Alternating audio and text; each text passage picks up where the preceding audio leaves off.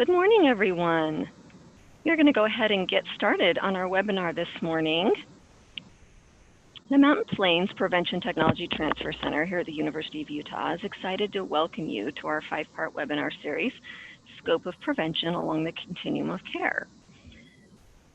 Before we move on to the actual webinar, we want to do a couple of housekeeping announcements.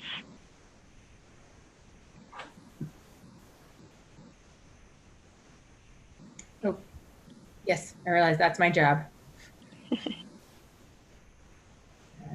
Okay. A recording of this webinar will be posted on our website, which is listed there on the screen. Slides of today's webinar in PDF format will also be posted to our website. If you would like a certificate of attendance, please email mountainplains_pttc@utah.edu, and we'd be happy to send you a certificate. All participants have been muted for the duration of the webinar, and we encourage you to use the chat feature if you have questions during the webinar, which we will get to at the end, or at the end when we actually open it up for questions. There will be a survey following the webinar, as well as a consent for a 30-day follow-up. We would appreciate you if you can participate in those. We'll provide links here in a moment. So the purpose of this webinar series is to discuss strategies and intervention used to prevent substance use, decrease risk if substance use has already occurred, as well as to discuss strategies for preventing relapse after treatment or during maintenance and recovery. Components of the Institute of Medicine's Behavioral Health Continuum of Care model will be highlighted and discussed throughout the series. In this series, we really want to highlight that prevention can occur anywhere along the continuum of care, including during treatment, maintenance, and recovery. Before we dive into IOM's continuum of care model, we want to acknowledge that some of you may be familiar with slightly different prevention models, depending upon the setting that you work in. For those of you who have participated in our last webinar series, we discussed some of these different prevention frameworks and models. For example, many of you are familiar with SAMHSA's strategic prevention framework, which is more of a comprehensive framework or planning process. And others may be more familiar with the prevention triangle, which is often used in schools and other educational settings. We want to point out that all of these models are complementary rather than exclusive. So I know many of you are familiar with the IOM Mental Health Intervention Spectrum model, which was published in 1994, and it offers a framework for addressing behavioral health, including substance use disorders. This model begins with promotion, then prevention, treatment, and maintenance and recovery across the continuum, while recognizing that promotion occurs across the entire continuum. So for today's webinar, we're going to be focusing on prevention within the treatment, maintenance, and recovery section of the continuum. So it's my pleasure to introduce our presenter today. Dr. Marcella Smid is an assistant professor at the University of Utah Department of Obstetrics and Gynecology, Division of Maternal Fetal Medicine. She's board certified in both maternal fetal medicine and addiction medicine. She took them in the same year, so she is certifiably insane, as she says. She is the clinical director of the Substance Use and Pregnancy, Recovery, Addiction, Dependence, which stands for SUPERRAD, Specialty Prenatal Clinic for Pregnant and Postpartum Women with Substance Use. She is an NIH Women's Reproductive Health Research K-12 scholar. Her research focuses on substance use and pregnancy and implementation effectiveness research in care models for pregnant and postpartum women with substance use disorders. It is my pleasure to turn the time over to Dr. Smid. Welcome. Thank you very much. It turns out I'm probably a better doctor than I am a slide follower and slide mover. So my apologies for the little bit disconcerting slide movement. Thank you very much for the invite. I'm really excited to talk about the scope of prevention, mama's munchkins, and methamphetamines, and evidence-based interventions for pregnant women using stimulants. And some of this, some housekeeping things. First, I'll talk about my disclosure is I'm on the medical advisory. I do some consulting for Gilead Sciences in terms of hepatitis C treatment for pregnant and postpartum women. So I'm going to just talk a little bit about, and then I just lost the, okay, there we go. I'm the medical director of the Super Rad Clinic, which is the Substance Use and Pregnancy Recovery Addiction Dependence Clinic. It's a specialty prenatal clinic for pregnant postpartum women with substance use disorders, and we are co-located services. Currently, we're out of the South Jordan Health Center, which is part of the University of Utah, and we're expanding actually in 1 month to 2 locations. We'll be up at the University of Utah. What you see on the picture is I run this clinic with Jasmine Charles, who's a PA. We co-run the clinic. And we have co-located services with addiction medicine and psychiatry fellows. We do provide pharmacotherapy with buprenorphine, Suboxone. We have peer addiction support through the USARA program. We have case management through our health plans and resource management through our Connect to Health volunteers. We partner with the social work school here at the University of Utah for social work resources, and there's on-site childcare. We're not a methadone clinic, which I think lots of folks understand the difference here, but I often have to reiterate that no, you cannot get methadone from us. And we joke often that our motto for services is beg, borrow, and steal. And so that is where I bring lots of experience to this talk. And I want to couch that in that this talk is supposed to be about evidence-based. And what I like to say is that often these talks that I give about substance use, particularly among pregnant and postpartum women, is that they're evidence-informed. There is some evidence for some of the interventions that we're going to talk about. However, lots of these are actually evidence-informed in that we extrapolate from other populations and we have limited often data particularly in the postpartum period, which I'm going to focus a lot about because this is about recovery and sustained recovery. Oh, Rory, I lost those. Oh, I'm not able to advance again. Thank you. There we go. Thank you, Rory. So our key questions today are, what is the DSM-5 definition of stimulant use disorder? How common is methamphetamine use among reproductive age and pregnant women? And what are the evidence-based interventions to prevent relapse for pregnant women with a stimulant use disorder? And thank you. So first I'm going to review what an addiction is. And I think that's really important to start with. What are we actually talking about and to make sure we're on the same page? So it's a primary chronic disease of the brain, of the reward, motivation, memory, and related circuitry.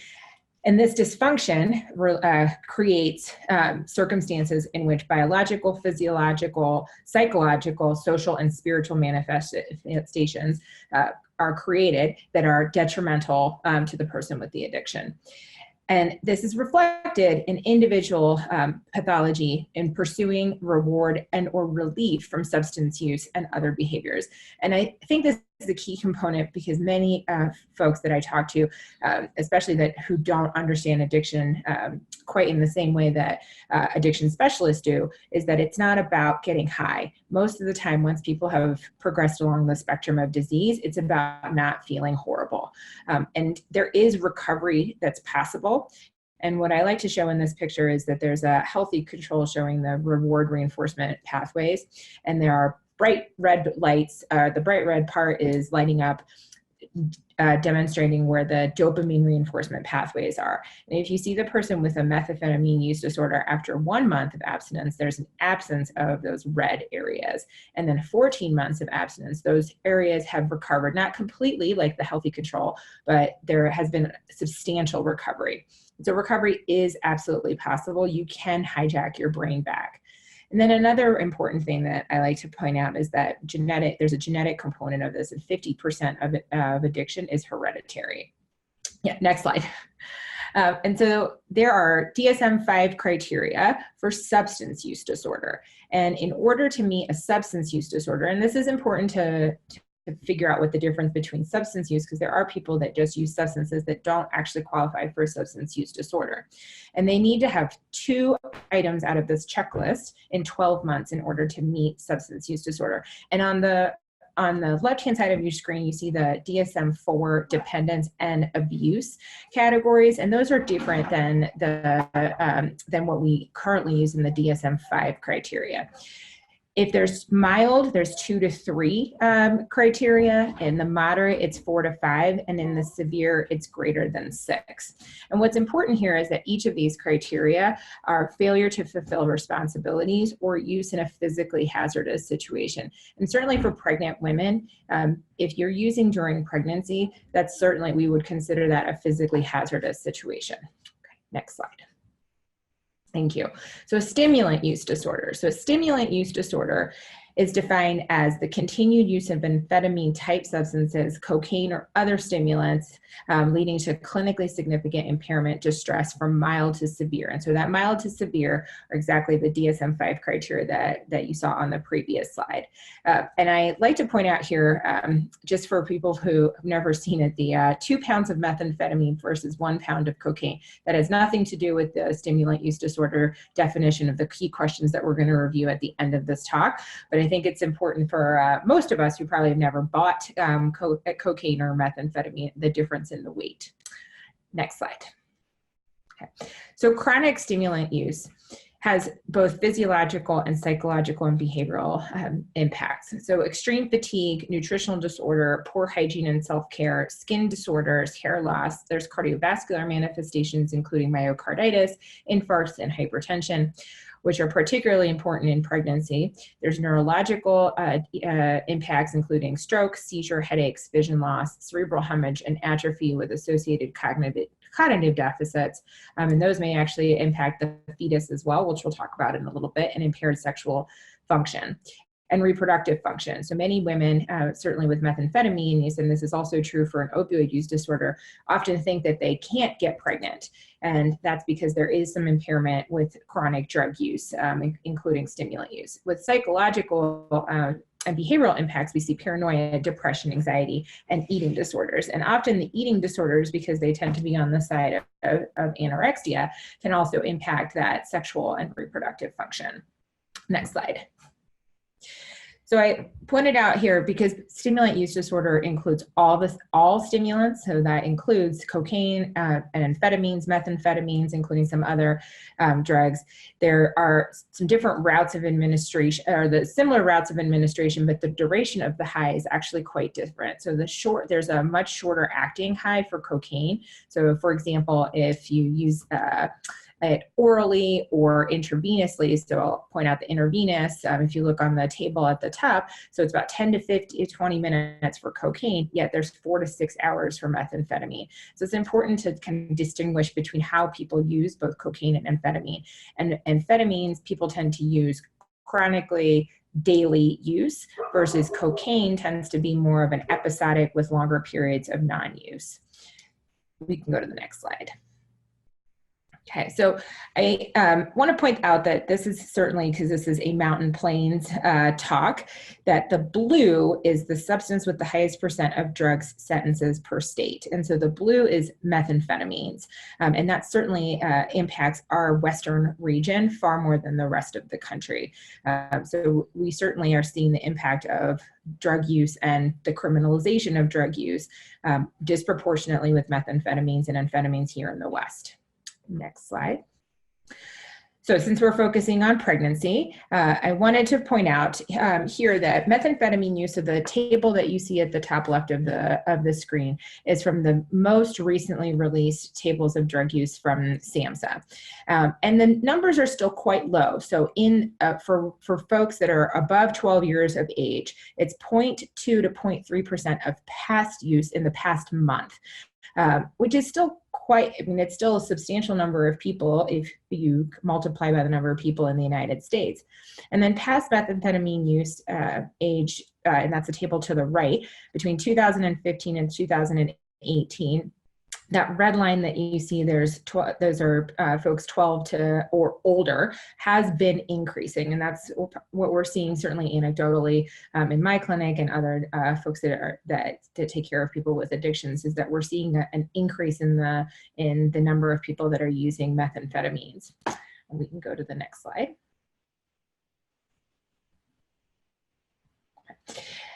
And so methamphetamine use among pregnant women, this is an older slide, but this is still one of our better epidemiological slides that we have, is actually the primary substance among pregnant women in substance treatment. So it actually supersedes that of alcohol, opiates, cocaine, and marijuana. And Dr. Turpin is a well-known OBGYN and addiction specialist. He published this in 2009, but it still holds true today. That amphetamines are the primary substance use that pregnant women are using when they check in for substance use, inpatient substance use treatment. Move to the next slide. And so this is this is a study by Lindsay Anman. She's out of University of Michigan. And this looks at amphetamine and opioid-affected births, the incidence, outcomes, and costs. And this is where we get some of our best epidemiological data about methamphetamine use in pregnancy. About 0.2% of deliveries between 2004 and 2015 were affected by amphetamine use. Now recall that I pointed out that the SAMHSA, the most recent SAMHSA data suggests that about 0.2% of women have past month use of methamphetamine, and that correlates certainly with the number of deliveries that we're seeing. So in about 0.2% of women are using in the past month, and about 0.2% of deliveries between the 2004 and 2015 were impacted by amphetamine use. Now this study does include both methamphetamine and amphetamine use, but the authors point out that they, from indirect data that they have, they suspect that this is primarily methamphetamine use. And amphetamines and opioid deliveries are increasingly disproportionately affecting rural versus urban counties. So that's an important epidemiological thing to note, that while amphetamine use and opioid use is both rampant in urban and in rural counties, it's more likely to occur disproportionately in the rural West, and up to 1% of deliveries, so 5 times that national average in the rural West, are complicated by amphetamine use. And in a study that I'll point out later in this talk, the IDEAL study, which followed mom-baby pairs that were methamphetamine exposed, in the highest areas that they recruited, it was upwards of 5% of women were using methamphetamine during pregnancy. We can go to the next slide. And so hospitalizations with methamphetamine abuse among pregnant women, and I think if you press twice, we'll point out the, yeah, one more. There we go. Okay, so there, in the first column that you see, there's methamphetamine abuse group compared to cocaine abuse group. So I pointed out that stimulant use disorder can be both methamphetamine and cocaine, and certainly the crack cocaine epidemic in the 1990s was the last large stimulant epidemic that we saw in the United States. So this study, I think, does a great job of pointing out the difference between the two. And what we see is that cardiovascular disorders and hypertension complicating pregnancy are more common among women using methamphetamines versus cocaine. And so that's something that we really need to pay attention to, is that in the recovery process that we'll talk about a little bit later, we really need to be addressing both the cardiovascular impacts and this hypertension that can occur with long-standing methamphetamine use. And what we see in the right column is that amphetamine versus a non-substance use group is that it's certainly a worse outcomes for everything. And one of the most stunning is the psychiatric disorders. The prevalence ratio is 22 times higher in the methamphetamine using group or amphetamine using group, as well as hepatitis. So that's also 20 times more likely to occur in an amphetamine using group versus a non-substance using group. We go to the next slide.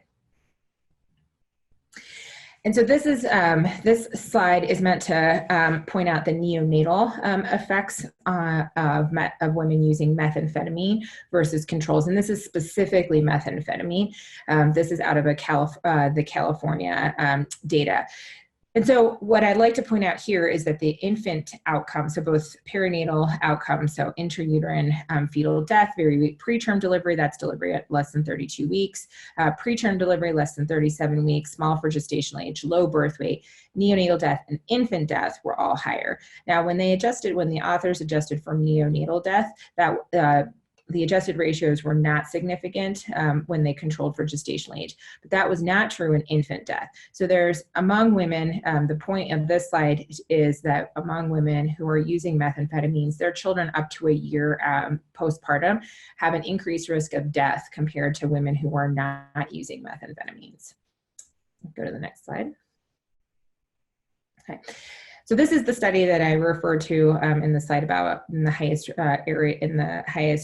use areas. It's about 5% of pregnant women are using methamphetamines.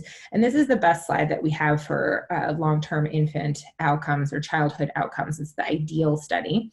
And there are 412 mother-infant pairs, 204 were methamphetamine exposed and 200 were unexposed. And they were recruited both from the United States and from New Zealand. And for this is often, I get the question of like, what's going to happen to my baby?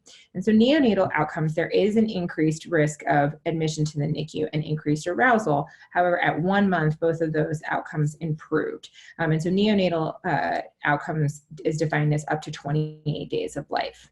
Go to the next slide. And so early childhood outcomes is at age 3. The differences in the outcomes between children who were exposed and unexposed were correlated far more with adverse social environments and not prenatal exposure of methamphetamines. So in other words, if there's less parental involvement, less social support, poverty, that's actually what correlated with the adverse outcomes as opposed to the methamphetamine exposure. However, at age 3 and 5, heavy prenatal methamphetamine exposure, so that's defined as more than 3 days per week, there was increased anxiety and depression and attention problems in the children who were exposed, even after adjusting for other substances, tobacco, alcohol, and other caregiver environmental risk factors that we just reviewed. And then finally, childhood outcomes at age 7.5, there were poor cognitive outcomes, but not behavioral outcomes. So there's some mixed data about what does this mean for a prenatally exposed methamphetamine, an infant who is exposed prenatally, and what that means for long-term outcomes. Now, this is a small study relatively, but it's been ongoing and long-term, and it does give us the best outcomes so that we can counsel our moms about. And in terms of recovery, what's really important here, and that's the focus of this talk, is that it is not all things are lost. So I like to focus on the heavy prenatal methamphetamine exposure. If we can get it down, we can decrease your exposure, how much you're using. You know, those are the things that if someone's having a hard time with methamphetamines, then saying, you know, we've got to just get down as much as we can. And obviously abstinence is what we are recommending, but saying, you know, this is just because your child has been exposed prenatally doesn't mean that that all is lost and that your child is doomed for life. Next slide. Thank you.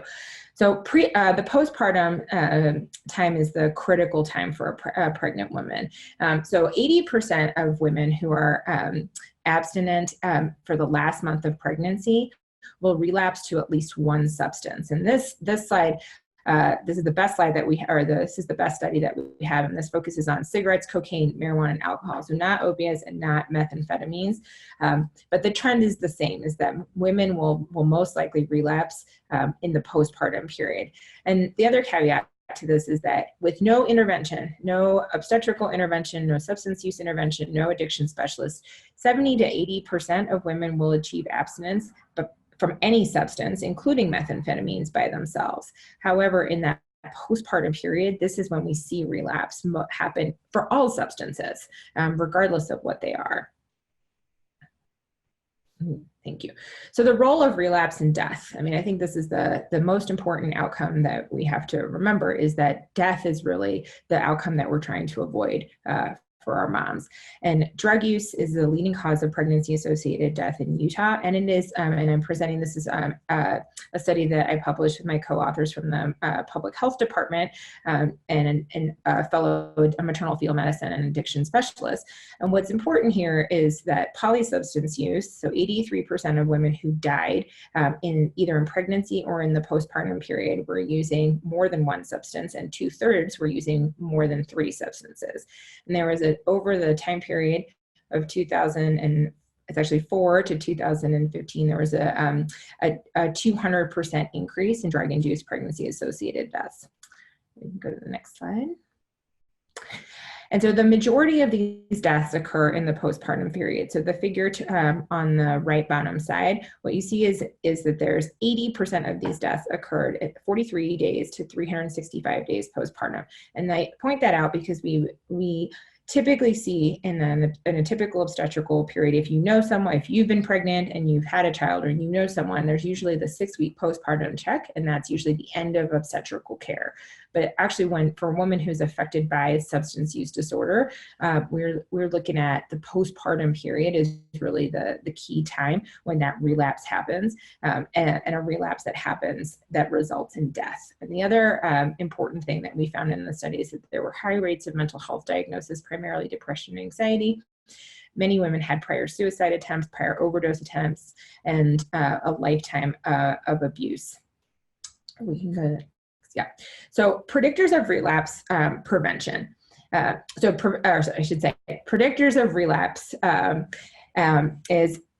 are women who are less likely to relapse. So the predictors are that they have custody of their children, the number of children in their household is. So the higher number of children, the less likely women are to relapse in the postpartum period, or actually pregnancy and postpartum. Both of these are true in this case. Partner treatment. I certainly, there's mounting evidence that if there's a couple in which both partners are using substances, whether that's methamphetamines or opioids, that being able to get both of them into treatment, if you focus on treating the partner, the outcome among the pregnant woman and the postpartum woman improves in terms of her substance use and decreased likelihood of relapse. And certainly enhanced care. And this is, I'm going to remind you that I talked about, this is evidence-informed, not so much evidence-based. So enhanced care, weekly prenatal care, group treatment, addressing mental health concerns, trauma-informed care, and therapeutic child care. So there are several studies which have shown that these help, but this was in a cocaine and an opioid using population, not so much with methamphetamines, but we think that the principles stand true, is that women who are using in pregnancy and postpartum need increased attention. They most likely shouldn't be on the same prenatal schedule that women who have an uncomplicated pregnancy should be. And certainly there's about 80% of them will have a co-occurring mental health condition. We can go to the next slide. Okay. So relapse prevention, again, among pregnant women and in the postpartum period, what I just mentioned was custody of the child. That seems to be one of the strongest predictors of relapse. So if a child is removed from a mom's custody, she is far more likely to relapse. And part of that is the trauma of child being removed. There's often not support for the mom who has had a child removed from her custody. Often, it does correlate with women who do have their children removed, often have a more severe substance use disorder. And there's also grief and support counseling for non-parenting mothers. So there are some women who choose not to parent. An acknowledgement of loss and grief is very, very important. Peer support is certainly something that, again, is evidence-informed and not evidence-based, in that we're starting to mount the evidence to suggest that peer support among pregnant and postpartum women can improve the outcomes, including prevention of relapse. But we don't have really great data suggesting that in this population. But we will extrapolate and say that most people who have substance use disorders tend to act more like each other than folks that don't. A very important part is using non-judgmental language. So person-centered language, not dirty or clean in terms of using utoxas to talk about whether somebody is in recovery or not, but expected or unexpected, or in recovery as opposed to clean. I'm clean currently, and being very having anticipatory guidance, discussing relapse and safety plans. So one of the most evidence-informed interventions that we have is saying relapses happen. This is a crime. Addiction is a chronic disease just like any other, and the relapse rate is approximately 30 to 40% per year for anybody that has an addiction. And so that is very similar to diabetes, to hypertension. And discussing that in advance. What are you going to do if there's a relapse? What's the safety plan that we can come up with? Who can you call for help? And there's important things there to talk about, especially if there's custody of children involved. And that as a mandated reporter, certainly I discuss what does this mean in terms of DCFS? How can we, DCFS is Department of Child and Family Services or Child Protective Services here in Utah. But we have these conversations and creating these safety plans and talking about what happens if you have a relapse. How can we assure that you and your child are safe? And then harm reduction is certainly the model that we support and is certainly evidence informed in this population. So peer support, again, the prevention and relapse, and talking about suicide. And I think that that's one of the most critical pieces, is that certainly in the moms that we've reviewed in Utah, that there was evidence of prior suicide risk. If someone has that, first of all, asking that, so that's not often something that is asked on standard certainly obstetrical intakes. Is there a history of suicide? So that it does happen when we screen for postpartum depression. Are there thoughts of hurting yourself? But specifically asking if someone has had a suicide attempt in the past, and then really making those safety plans. Okay. Apologies. Okay, we can go to the next slide.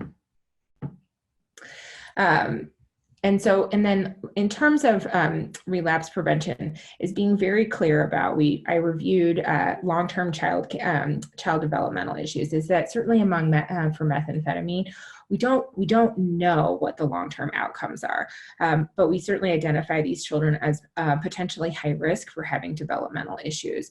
So having conversations with mom about long-term developmental care, and that in and of itself is having that conversation can be part of relapse prevention, is saying, is slight increase in behavioral problems, increased rates of depression and anxiety in children, and having that conversation and saying, if you do see this in your child, talking to your pediatrician, getting involved in developmental clinics that we have. We're very lucky here at the University of Utah. We have some specialists for that in some of the rural areas that we talked about. That may not be possible, but certainly talking to a pediatrician about getting early intervention in those children.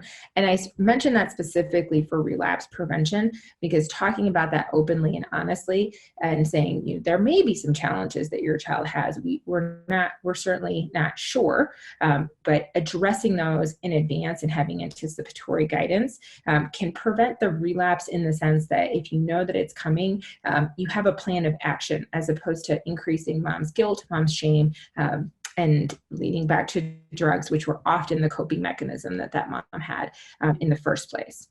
Contraception is, I put that on here for relapse prevention, and only because 80% of pregnancies among women with substance use disorders are unintended. That doesn't necessarily mean that they're unwanted children, but they are often unintentional pregnancies. And talking about contraception in a reproductive justice framework can again be areas that women can take control of their lives. And it can be therapeutic to discuss, well, what are your goals for childbearing? Do you want another child? And I think having that very clear talk about contraception and goals, and whether they want to have other children or not, can be goal setting and empowering, in the sense that if we tell mom, well, you need to be on birth control, the subtext there can often be interpreted as, well, I don't think that you're a worthy mother because you have a substance use disorder, or you've been using methamphetamines, and really reversing that conversation and saying, what are your goals for the future? Maybe another child, you're not child complete. And using that framework of contraception to discuss planning for the future. Hepatitis C treatment, we're seeing some literature in the hepatitis population that substance use, so locating and doing concurrent treatment for hepatitis C can improve substance use outcomes. And then parenting classes, like I mentioned, there's tremendous guilt and shame and lack of good role models often in families. And as there's excellent literature to suggest that addiction, like I said, the genetic is 50% genetic, and there's often a transgenerational component to it. And treating the family disease of addiction is really important, and relearning coping mechanisms of when your child does seem to have increased behavioral problems. How are you going to cope with that? Because parenting is very, very difficult.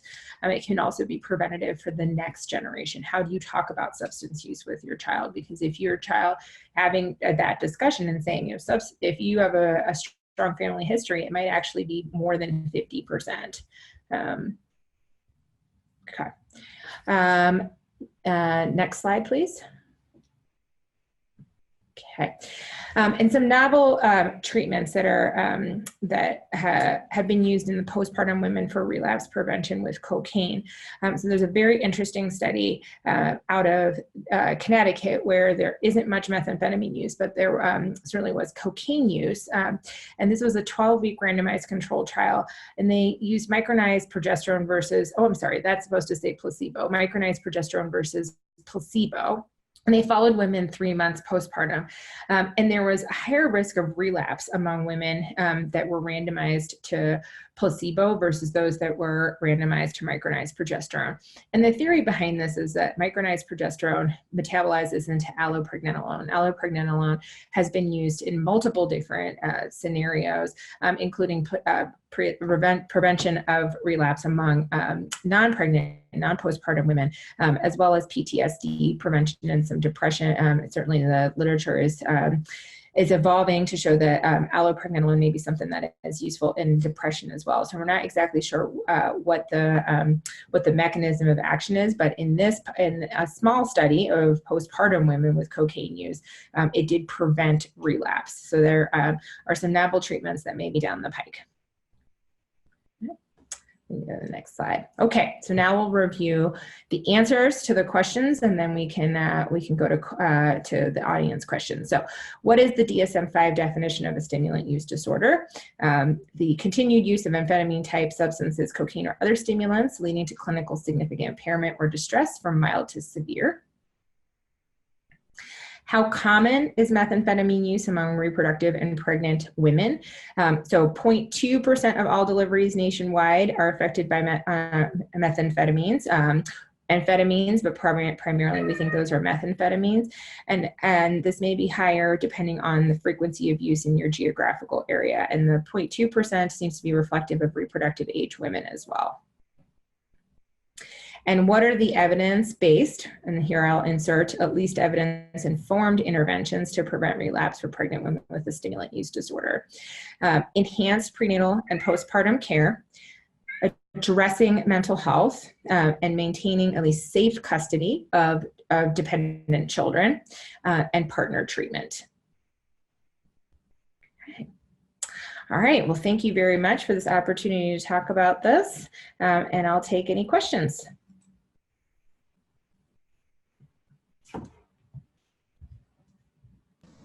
Yes, if you have questions, please place them in the chat feature, and we will go from there. Thank you.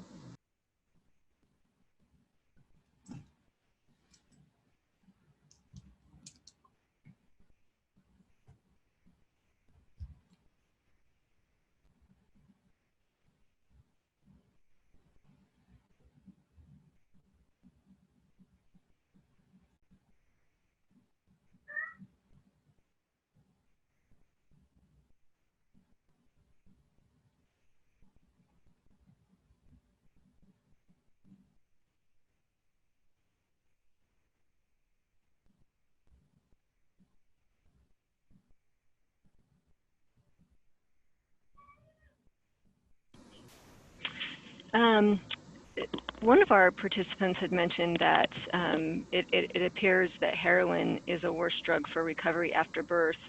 Is that so, Dr. Smid? Well, I suppose I want how, let's see, I'm not sure exactly what the question is for recovering after birth. Well, from a maternal perspective, I'll say this, that certainly in my practice, heroin, I'm going to let the cat out because the cat really wants to participate in our talk. So I'm going to let him out in order to not disturb us. Okay. There we go. Sushi the sumo kitty doesn't care about heroin versus methamphetamines. So heroin, I would say heroin, it's a hard comparison to make because for an opioid use disorder, we have pharmacotherapy. We have methadone, we have buprenorphine preparations versus methamphetamines, where we really don't have a pharmacotherapy that we can use as a treatment. We have some behavioral interventions that have been shown to be effective. Contingency management has been shown to be effective. However, we don't have pharmacotherapy. So from a recovery perspective, I would say that I struggle as a clinician. I struggle far more with methamphetamines because we don't have a great pharmacotherapy, and I think that pharmacotherapy has borne out in the literature for opioid use disorder to be effective in sustaining recovery. Certainly, the overdose risk and the death and the mortality risk among folks with opioid use disorder who are able to be treated with pharmacotherapy has borne out in the pregnant and postpartum population. With women who have methamphetamines, and there's certainly some sex and gender differences that I didn't review today, I struggle because we don't have great evidence to point on what is the most effective way of maintaining recovery for folks who primarily have a stimulant use disorder. So I actually find methamphetamine a harder recovery process than heroin. And then I see it seems that yes, and I am seeing a follow-up comment. It seems that sometimes women use both the heroin and meth as absolutely, and so I see that and that these are syndemics.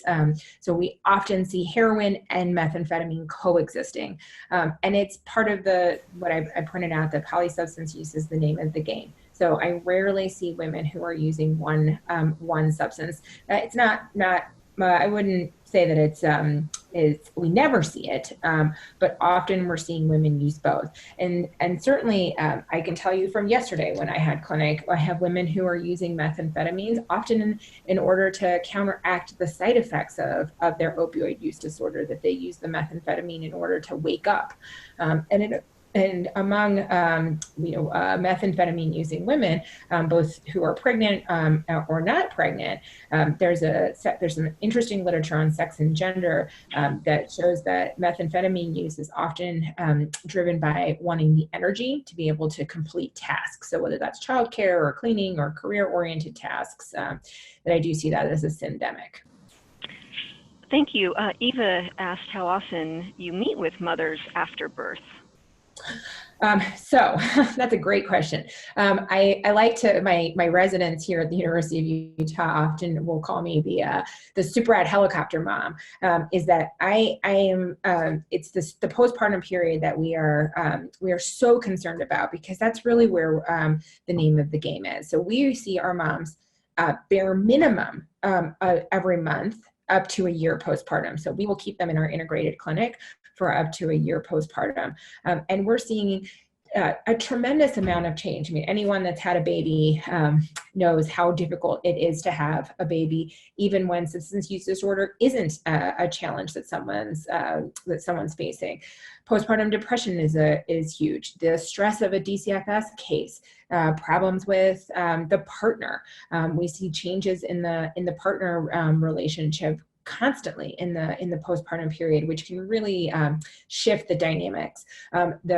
Often family resources are mobilized when someone is pregnant, but once they're postpartum and they do have a place to stay, the stress of having a small child in the house often changes whether or not someone is welcome to stay in the house or not. So we at least see them monthly up to a year postpartum, and then we transition them. We take the approach that transitioning somebody, even if it's, and certainly there are providers and circumstances in which we do that much earlier, but we spend a tremendous amount of time with them during pregnancy and in the postpartum period. I feel like that amplifies, is that we're actually seeing them even more frequently, up to sometimes we see them weekly if that's something that they want. We've had moms ask if they could come weekly. We have a support group, an emotional well-being group that functions in parallel with our clinic, and we call it the Super Ad Cafe, and it's really meant to focus on self-empowerment and self-worth, and talking about challenges in pregnancy and postpartum, and the women are there participating with each other. And sometimes our patients just come for that they're not due for an appointment, they're not due for a postpartum check, but they'll come voluntarily. So I think it's weekly up to monthly, and we don't transition them out, because this period is such a critical period that often we find that that they're telling us things that if we had transitioned them earlier, they might not have told, because they're providers, because they don't have that close, trusting relationship that we've spent months building with them. Dr. Smid, I'm wondering if you wouldn't mind taking just a couple of minutes and maybe briefly talk about the program that you have at the 4th Street Clinic. So we don't, I don't have a program. Oh, I'm sorry. Yeah. Okay. So the 4th Street Clinic is I mean, I can certainly say the 4th Street Clinic is a federally qualified health center that provides primary care for folks with all sorts of primary care, but it primarily serves a population that is disproportionately affected by substance use disorders and by mental health conditions. Yeah, my apologies. I was thinking that there were that you did serve some pregnant women there, but they must all be up at the U. They come to come to us, and then we work with the 4th Street Clinic. So we are the primary referral site for women who are pregnant. Gotcha. What qualifies a woman for emotional well-being group? Insurance? No, just showing up qualifies them for an emotional well-being group. So this is one of the often I am asked, how did we get, what funding do you have for the clinic? And this is the part of being at a university that I leverage heavily to provide services for our women, is most of the services that we provide are provided by learners under supervision. So the folks that are running my emotional well-being group are being supervised by a licensed social worker, but they are social work interns that are running this group. So we actually don't have if they want to go to this emotional well-being group, then they can. There's nothing that disqualifies women from being in this emotional well-being group. And then I'm not sure if the question was, what is our insurance? So we take, let's see, can you provide a website or flyer for the group to share with clients we see in mental health and substance use treatment? I certainly can provide information on how to get in contact with the Super Ad Clinic. We don't have our own website because we're part of the University of Utah Obstetrics and Gynecology Clinical Women and Children's Service Line, but we certainly can provide our information. The email there, if you have someone that you would like to refer to us, certainly an email just to my email address, but I can provide that information on how to get in contact with us and what and how to refer patients. And I often get phone calls just from providers asking for advice for a patient that they have. I'm happy to answer those, whether or not that's a referral or not. We're happy to co-manage patients with addiction providers as well. And then I'm not sure what the question was about insurance. We take whatever insurance the University of Utah accepts, that is what we accept. I often joke that I didn't know as much about insurance until I became an attending as I do now.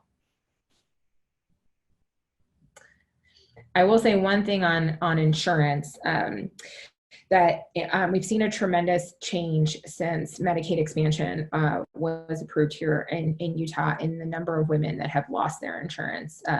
And knowing that year postpartum is so critical, the fact that we can now maintain many of our women on Medicaid and continue to have that relationship with them. If they lose their insurance, or that insurance changes, we will work with them and we will find a home for them, even if they're uninsured. We work closely with the community health clinics that have excellent sliding scales for patients who are uninsured in order to maintain that continuity for their substance use treatment. Oh, how often? Weekly. It's every week. That the question was, how often do you offer your emotional well-being group? It's every week. Every week that we have clinic, we're offering a co-occurring emotional well-being group. Dr. Smid, I'm curious to know how many women you are currently serving right now with substance use disorders. Well, we had 50 come to clinic yesterday. We have a lot. I mean, we're the only specialty prenatal clinic in as far as I am aware of in Utah, which just points to the fact that we need more, because we certainly can't serve all the women that are in need, and we have women that are traveling a significant distance to come to our clinic.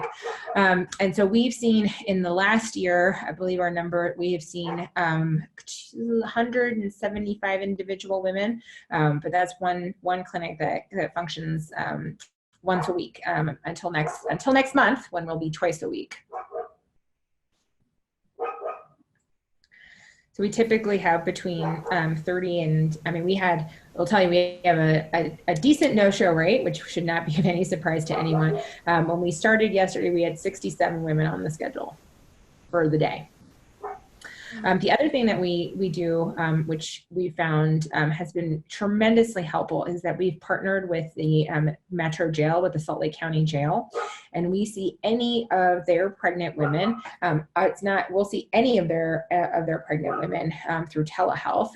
My PA, Jasmine, who you saw a picture of in the very beginning of the presentation, she runs that clinic primarily, and what it provides is, we don't mandate that they need to have a substance use disorder if they are in jail in order to be seen by us. We see them all. However, women are more likely to go to be incarcerated for any of the for a drug-related charge compared to men. So often our women have a substance use issue, and often that's what landed them in jail. And so then they have a place to go once they've been released. They've already established care with us, and then we see them in clinic the following week. So that's been tremendously helpful. Also, that we often know where our patients, when they don't show, if they show up on the schedule for the jail, we know what happened. And we're always very excited to see them because we know that they are alive. And I see a question here: what % of participants who are court ordered? It would say, so we're not a treatment center. We are a specialty prenatal clinic. So none of our patients are court ordered to have prenatal care. They may be court ordered to have substance use treatment.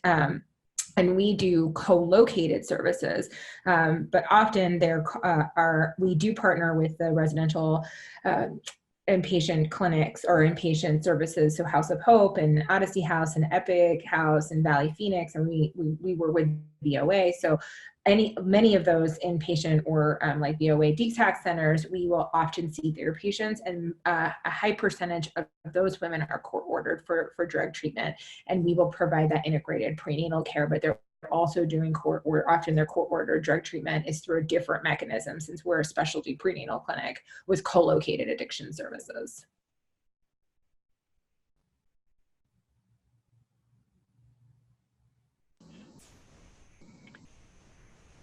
We do have a couple of more minutes, so if there are any other questions, feel free to ask. In the meantime, I just wanted to again thank Dr. Smid.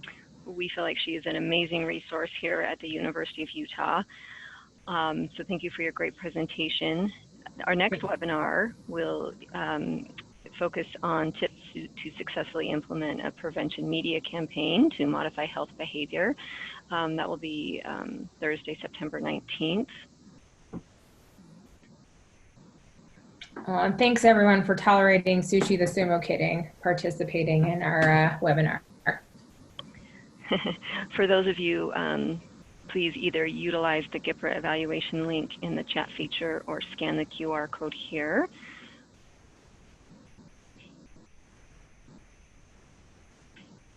We got a couple of you. Thank you. Awesome program. Thank you. Yes, it is indeed. And please don't hesitate to reach out to myself, and then I'll send the contact information to Jasmine, Charles, my PA, and then Nicholas Snow is our nurse care coordinator. And so they can often help with questions, whether that's how do I initiate someone on buprenorphine? What do I do with methamphetamine? How do I, what are the chances that something bad is going to happen? I get these questions all the time. And so we're happy to serve as a resource for those things. We're also, we realize that it's the University of Utah and not everyone has insurance that is accepted at the University of Utah. We do have some partners on the, I also work for Intermountain, but my clinic is on the University of Utah side. And so we have some resources that we're able to help navigate through the Intermountain side as well. So if you have questions or need help referring somebody or finding a home for them, we're happy to help with that as well. Okay. Well, thank you very much. Enjoy the rest of your day, and we're glad that your cat was a part of the presentation today. Thanks, everybody. I appreciate it. Bye-bye. Bye-bye.